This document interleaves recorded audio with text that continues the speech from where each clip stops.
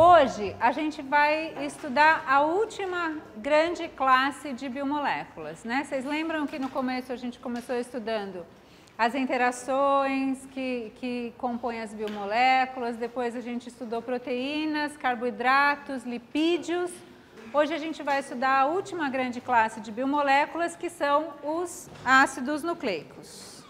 Então, a gente vai dar uma olhadinha em ácidos nucleicos, os nucleotídeos, que são seus constituintes monoméricos. Então, para começar, vamos discutir um pouquinho de informação, né? Vamos falar um pouquinho sobre como é que a informação é passada. Então, aqui eu coloquei para vocês 3 códigos. Então, são 3 linhas com 3 códigos. E os 3 códigos, eles têm a capacidade de se autorreplicar quando eles estão no ambiente adequado. Alguém reconhece isso aqui? Bom, os 2 primeiros são códigos de computador. Eles usam o ambiente virtual de um computador para se reproduzir. O terceiro é uma sequência do genoma humano, em específico é um fragmento do gene da beta-globina que está localizado na gente no cromossomo 11. Esse código também tem a capacidade de se autorreplicar, só que ele usa você para se autorreplicar, né?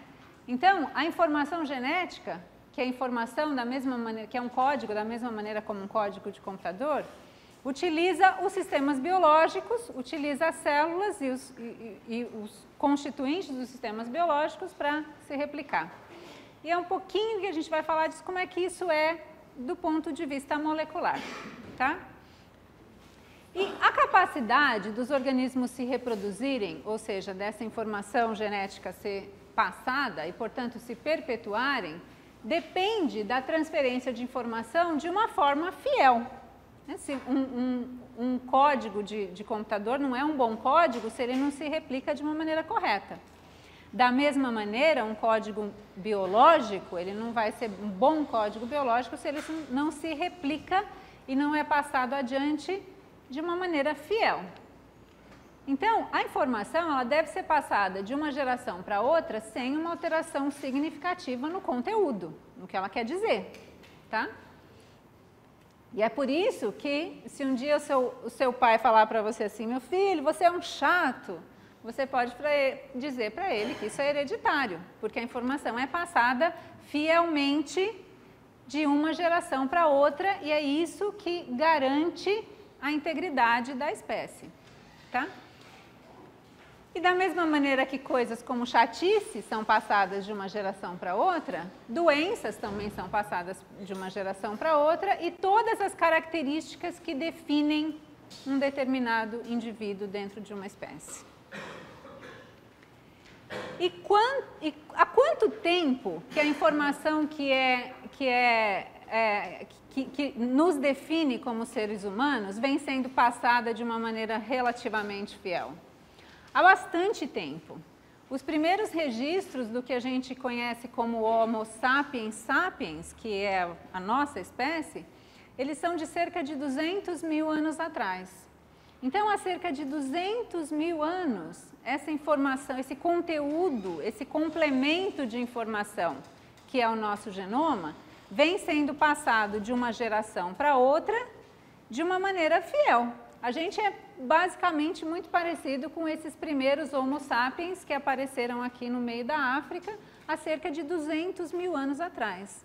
E se a gente pensar que cada vez que uma célula se divide, todo o conteúdo informacional de um genoma tem que ser passado, tem que ser replicado fielmente para ser passado para a célula seguinte, e que só no nosso organismo a gente parte de uma célula, que é o óvulo fecundado, e chega a cerca de 1 trilhão de células, que é um homem adulto, então se a gente pensar o número de vezes o número de divisões celulares que isso representa e o número de vezes que esse conteúdo informacional tem que ser replicado fielmente, é um número muito grande, né?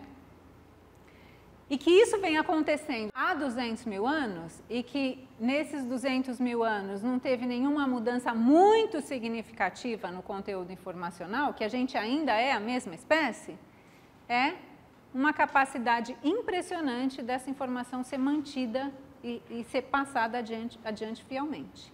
Tá? Agora, essa informação não é uma coisa abstrata, não é uma coisa surreal. Essa informação está contida numa molécula. E antes de falar disso, vamos falar um pouquinho da fidelidade e da eficiência da maneira biológica de passar informação. Então, isso aqui é um pedaço de pedra que chama o prisma de Sennacherib, está no British Museum, e é o primeiro registro de escrita que a gente conhece de civilização humana. Ele foi escrito há cerca de 2.700 anos, ele tem cerca de 20.000 caracteres e ele pesa cerca de 50 quilogramas. Se você chegar bem pertinho dele, você pode ver que tem uns errinhos, aqui tem uns pedaços apagados, né? Então, tem uns pedaços lascadinhos. Então, em 2.700 anos, essa informação, esses 20.000 caracteres que compreendem esse pedaço, esse conteúdo de informação, eles foram mantidos. Só que eles foram mantidos a um certo custo de perda de informação aqui. Agora, se a gente comparar isso com uma bactéria que chama E. coli, que é uma bactéria que vive no intestino da gente, que é muito utilizada em pesquisa, a bactéria tem um cromossomo que tem cerca de 10 milhões de bases, ou seja, que se a gente considerar cada par de base é um caractere, seria como um conteúdo, um livro aí de 10 milhões de caracteres. E a E. coli já é E. coli há milhões de anos. E há milhões de anos vem mantendo essa informação relativamente estável. E o peso do cromossomo de E. coli é de cerca de 10 a menos 10 gramas. Então, se a gente comparar a eficiência de guardar a informação na forma de cromossomo versus na forma de pedra, qual vocês acham que é mais eficiente? Acho que certamente o cromossomo é bem mais eficiente, né? A informação contida na forma de informação genética, ela é bem mais eficiente, é uma maneira mais eficiente de se guardar a informação. Agora, tem um outro aspecto sobre informação. Tá? Então, aqui nessa caixinha, essa figura é do Leninger, acho que do capítulo 1 do livro do Leninger. Eles pegaram os autores pegaram 125 letras e jogaram dentro dessa caixinha. Agora, essas mesmas 125 letras, quando organizadas, elas carregam uma mensagem. Então, aqui é um pedaço de uma peça do Shakespeare, não me lembro qual, mas que diz: "There's a tide in the affairs of man, which taken at the flood, leads on to fortune. Omitted, all the voyage of their life is bound in shallows and in miseries." Então, mantidas em alguma ordem, numa certa ordem, essas 125 letrinhas carregam informação. Sem nenhuma ordem, essas mesmas 125 letrinhas carregam muito menos informação. Vocês concordam comigo? Tem alguma informação aqui?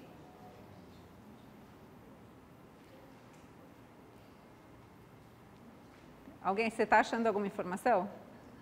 Não, tem alguma informação, é possível que alguém consiga achar, mas sem dúvida tem muito mais informação quando essas letrinhas estão organizadas numa determinada ordem, não é verdade? Por que isso é importante? Em qual das duas situações vocês acham que o grau de organização do sistema é maior? Na segunda. Então, carregar informação implica em um certo grau de organização, né? E qual a implicação disso em relação à informação biológica? A gente já conversou, acho que um tanto bom no começo do curso, que organização implica, organização do sistema implica você precisa de energia para manter o sistema organizado, né? Então, quanto mais organizado, quanto mais informação um sistema carrega, porque a informação está exatamente na sequência das letrinhas, na organização desse sistema, mais energia você necessita para manter esse sistema organizado. Então, isso é um ponto importante quando a gente pensa nos genomas, na informação biológica. Manter informação biológica requer energia, porque requer um alto grau de organização molecular. Tá? Tudo bem? Todo mundo está ok com isso? Então, agora sim, a gente vai começar a dar uma olhada nas moléculas que carregam a informação e como que elas são organizadas. Então, acho que todo mundo já deve ter visto isso aqui na escola em algum momento. Já sabe que a maior parte da informação biológica está guardada na forma de DNA, que é o ácido desoxirribonucleico. A gente vai ver por que ele chama desoxirribonucleico. A informação é então transferida do DNA para um outro ácido nucleico, que é o ácido ribonucleico, ou RNA, que é então efetuada por proteínas. As proteínas são então os maiores efetores da informação biológica, porque são as proteínas que fazem a maior parte das atividades biológicas. A maior parte dos catalisadores são proteínas, dos componentes estruturais são proteínas. Então, as proteínas vão lá e efetuam o trabalho. Mas quem diz como as proteínas vão ser montadas, como os aminoácidos, os 20 aminoácidos que a gente tem, vão ser organizados para formar as diferentes proteínas, é a informação que está contida, na maioria das vezes, no DNA. O DNA se autorreplica, o DNA serve de molde para a síntese de RNA. Hoje em dia a gente já sabe que o RNA pode se autorreplicar e que também RNA pode servir de molde para a síntese de DNA, que é o caso, por exemplo, de alguns vírus, os retrovírus, em que eles carregam a informação genética na forma de RNA. Essa informação então é utilizada para fazer uma fita de DNA no hospedeiro, que vai ser então transcrita montando o vírus novo de RNA. Tá? Então isso aqui chama o dogma central da biologia ou da biologia molecular, como vocês quiserem. Mas isso aqui, o importante nesse momento é só ter uma ideia do fluxo de informação, que a informação flui de moléculas que armazenadoras de informação, para moléculas efetoras de atividades biológicas, que são as proteínas. E como é que se chegou, só um pouquinho de história, que eu acho que é legal a gente entender como é que a gente sabe o que a gente sabe hoje. Eu acho que é importante, acho que dá uma boa noção de como é que o conhecimento é adquirido. Como é que a gente chegou à ideia de que traços biológicos eram herdados? Todo mundo acho que sempre teve, acho que a espécie humana, desde que a espécie humana existe, sempre começou a se questionar de onde eu venho, como eu sou feito, o que eu sou, é o Deus, não é o Deus.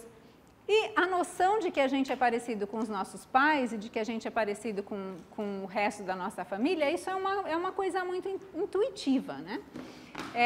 Mas esse tipo de conhecimento, ele não foi formalizado até o século XIX, quando um monge, sei lá eu de qual ordem, que chamava Gregor Mendel, ele começou a perceber, ele plantava ervilhas. E ele começou a perceber que dentro da plantação de ervilhas dele, existiam ervilhas que tinham sementes lisinhas, que davam sementes lisinhas, e ervilhas que davam sementes rugosinhas. E que às vezes, se ele cruzasse uma ervilha que dava semente lisinha com uma ervilha que dava semente rugosinha, os filhos, a primeira geração desse cruzamento, ele ia encontrar, na primeira geração ele ia encontrar só filhos com sementes lisinhas, não tinha semente rugosinha. Na segunda geração, ele ia encontrar 3/4 dos filhos que tinham semente lisinha e 1/4 dos filhos que tinha semente rugosinha. Então ele intuiu, e isso sem ter nenhum conhecimento molecular, de como é que a informação é transmitida ao nível molecular, ele intuiu que essa característica da semente, de ser lisinha ou rugosinha, era determinada por alguma unidade informacional que podia ou ser forte, como no caso da semente da capa lisinha, ou ser fraca, no caso da semente rugosinha. E que para cada pai transmitia um conteúdo informacional para os filhos. Se você tivesse dois conteúdos fortes, ou um conteúdo forte e um conteúdo fraco, o conteúdo forte ia se sobressair e a semente ia ser lisinha. Você só ia ter semente rugosinha quando você tivesse dois conteúdos fracos juntos. Então, só olhando sementinhas, ele já intuiu herança genética e transmissão de informação e o próprio conceito de gene, de conteúdo informacional, de um conteúdo informacional específico. Tá? Só que em 1866 não se fazia a menor ideia do que isso podia ser ao nível microscópico. O que era essa unidade informacional? O que carregava essa informação? Foi só no final do século XIX, começo do século XX, quando os sistemas biológicos começaram a ser analisados do ponto de vista de constituição química, que as pessoas começaram a ter alguma ideia do que essa molécula que carregava informação podia ser.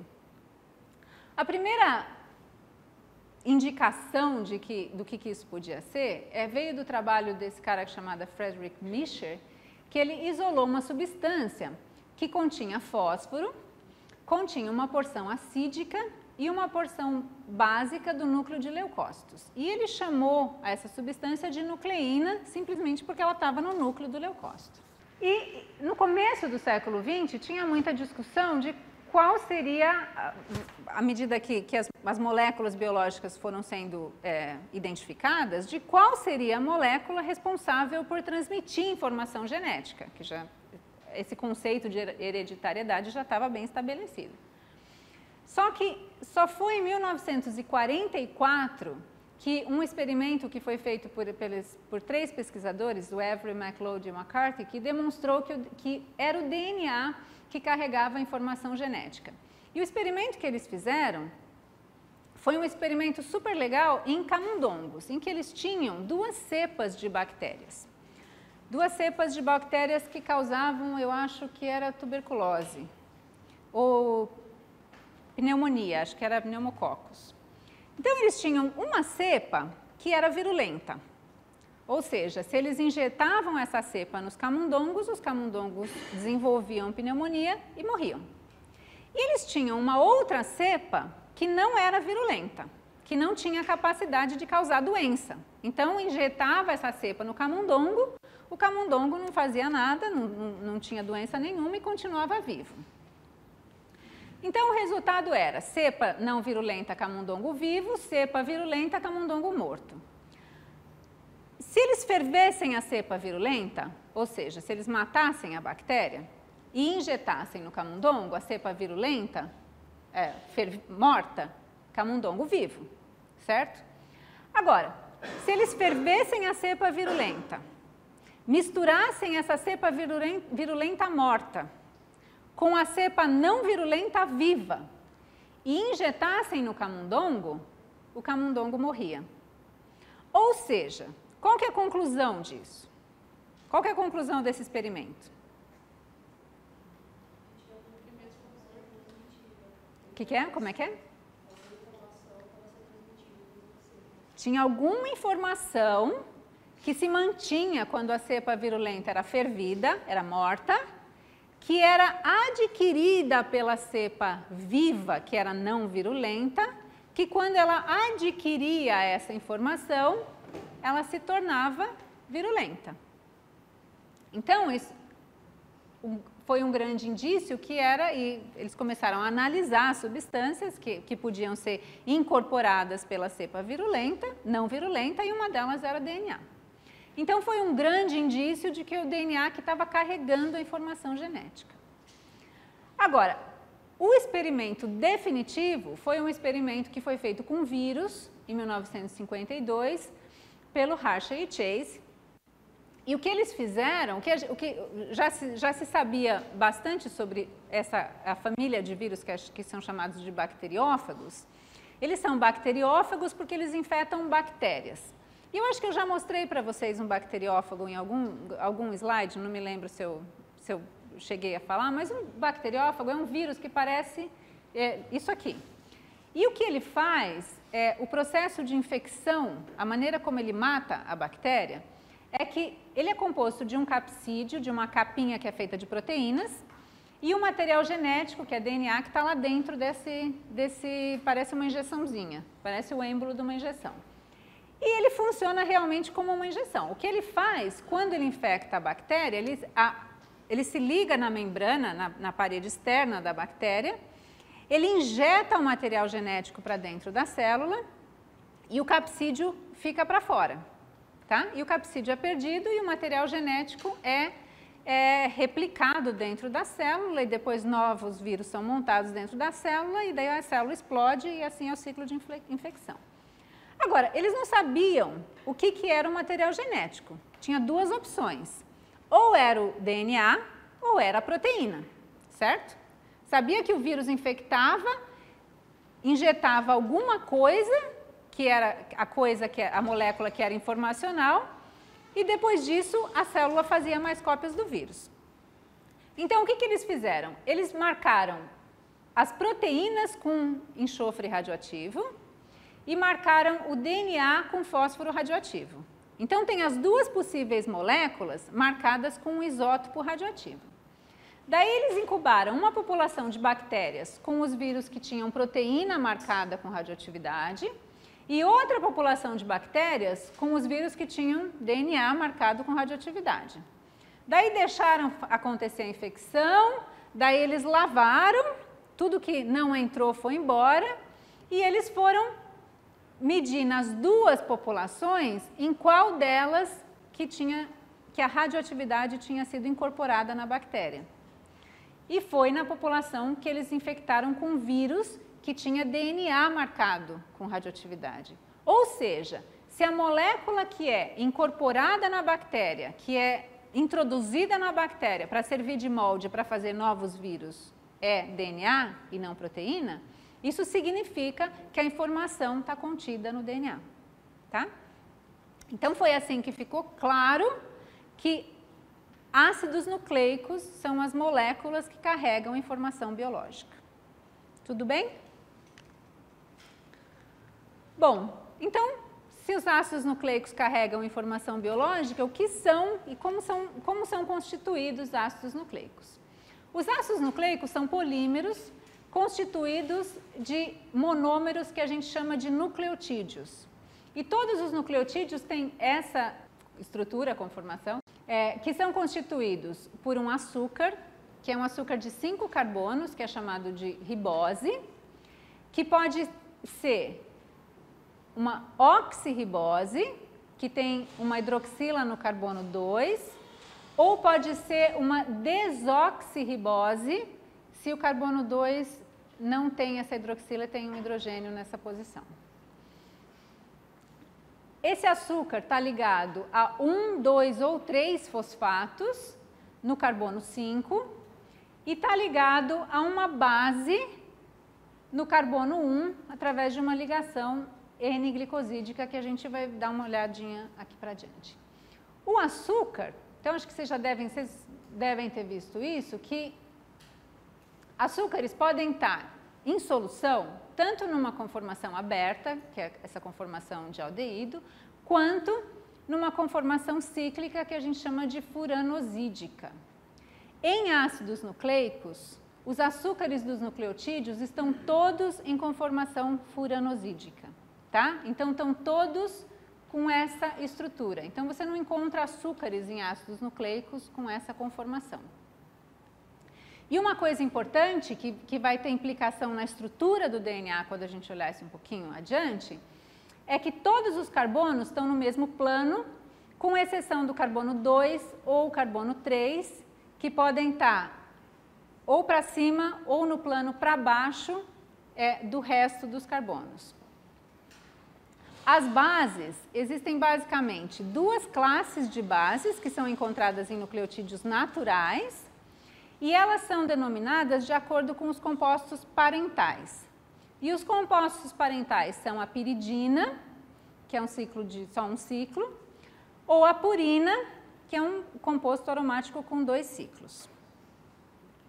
E, de acordo com os diferentes substituintes, são os tipos de bases que a gente encontra nos nucleotídeos naturais. Então, a maioria absoluta dos nucleotídeos contém uma dessas 5 bases, e existem algumas bases modificadas que também são encontradas em ácidos nucleicos naturais, né, que não são ácidos nucleicos sintéticos, porque no laboratório a gente pode sintetizar o que quiser, mas em sistemas biológicos, a maioria absoluta das bases é uma dessas 5, mas existem algumas bases minoritárias, como por exemplo bases com metilações ou bases com hidroxilações, que são encontradas em porcentagem muito pequena nos genomas e que normalmente têm algum papel regulador num nível acima do nível de simplesmente passar a informação. Mas a maioria absoluta é uma dessas 5 bases, então são 2 bases púricas, ou derivadas das purinas, que é a adenina e a guanina, e são 3 bases pirimidínicas, a citosina, a timina e a uracila. E uma coisa muito importante é que a timina, ela é encontrada somente em DNA, e a uracila, ela é encontrada canonicamente somente em RNA. Ou seja, a uracila em DNA não é uma base canônica. E de maneira análoga, a gente não encontra timina em RNA, tá?